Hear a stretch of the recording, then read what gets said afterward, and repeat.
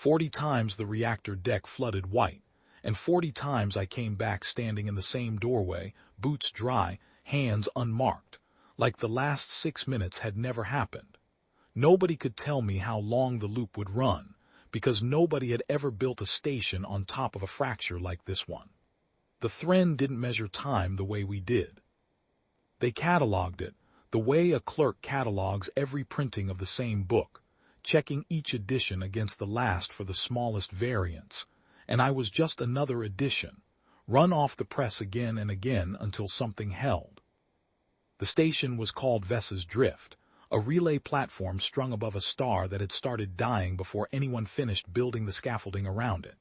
My job was simple, on paper. Walk the coolant line twice a shift. Reset the valve manifold when the gauge crept red. Keep the shielding up long enough for the survey teams working the debris field below to finish their readings and get out clean. I'd done that job, without incident, for the better part of 2 years. Then the manifold cracked, and the whole deck started coming apart, and somewhere in that collapse I discovered that time around Vessa's Drift didn't move in one direction. It ran in a loop, a little under 6 minutes long, and every time it closed, it opened again at the same doorway with me standing in it, dry and unmarked, like the tear in the manifold had never happened at all. The first dozen resets I tried to fix it. I got faster every time. I learned where the coolant would spike first, learned which valve to hit before the pressure climbed past the point of no return, learned to duck a half second before the support strut swung loose from its bracket. None of it mattered. The star didn't care how good I got. The deck came apart on schedule every time, right down to the same rivet popping loose in the same order, the same warning klaxon cutting out at the same half second, the same white light climbing the walls like floodwater. It was somewhere around loop 20 that I noticed the Thren were watching. I don't know if noticed is even the right word for it. They had probably been there since the first reset, observing from whatever place they observed from, some archive built to hold every version of every event that had ever almost happened. They didn't speak. They never once showed themselves, not in all 40 loops. But I started finding their marks on my instruments. Thin lines of unlit script scored into the housing of the manifold gauge, careful and patient, like a species used to taking long notes on a specimen. They intended to keep studying for a very long time. I understood, without anyone telling me, that the specimen was me. By loop 30, I'd stopped trying to fix the manifold at all.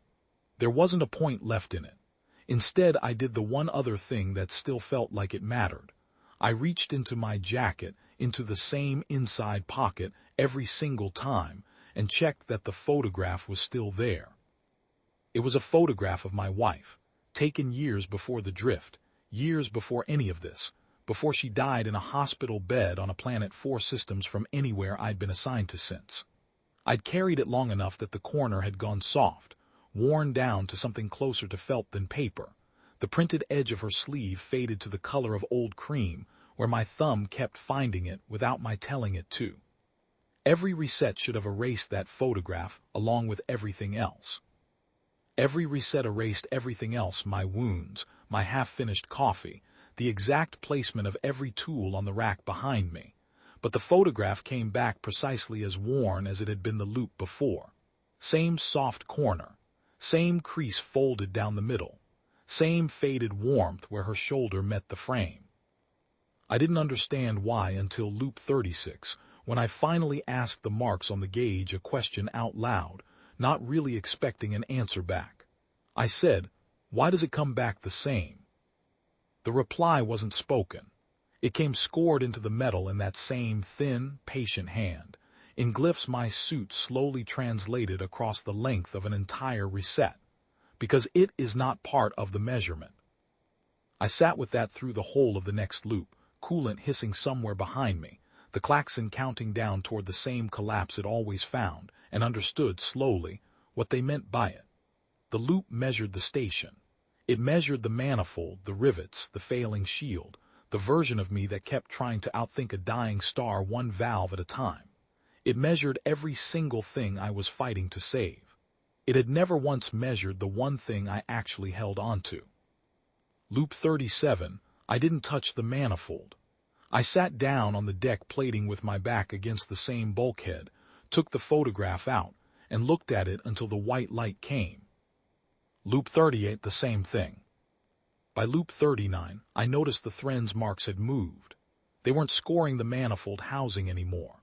The thin lines had shifted to the deck plating itself, right at the spot where I sat, cataloging not the machine but the man doing nothing at all to save it, charting, I think, the widening gap between what they'd expected of me and what I was actually doing. Their kind had watched 1,000 systems come apart. They'd watched, I'd guess, 1,000 versions of a man try to be clever enough to cheat a dying star out of one more hour. I don't think they had ever once watched one just sit down on the deck plating and hold a photograph instead. Loop 40, the manifold cracked the way it always did, right on schedule, and I didn't move for it. I sat in the same spot, took the photograph out of the same pocket, and for the first time in 40 resets, I said something out loud to her instead of just to myself. It wasn't much. I told her the coffee on this station was terrible and had been for 2 years, and that I was sorry again that she'd never got to see any of it. Not the stars, not the drift, not even the mediocre coffee I complained about in every letter I never got to send. The reactor light started climbing the walls behind me the way it always did. I kept talking anyway, past the point where the klaxon should have cut out, past the half-second where the strut should have swung loose. And the loop didn't close. I don't fully understand the mechanics of what happened next. I'm a maintenance technician, not a physicist, and the Thren have never been in the business of explaining themselves to the things they study. But the collapse slowed. Then it stalled outright. Then, somewhere in the space between one heartbeat and the next, the white light that always arrived at the 6-minute mark simply didn't come. The manifold held barely, on nothing but a jammed valve I hadn't touched in 3 loops, and whatever luck was left over from 39 tries at doing this the hard way. The star kept dying on its own schedule, slower than it had any right to, and Vessa's drift kept its shielding up long enough for the survey teams below to finish their work and evacuate clean, same as I'd been trying to make happen since the first reset, just not by any method I'd chosen. The Thren left one last mark, in the same spot on the gauge housing they'd used from the start. My suit translated it slower this time, like even their patient hand had needed a moment to find the words.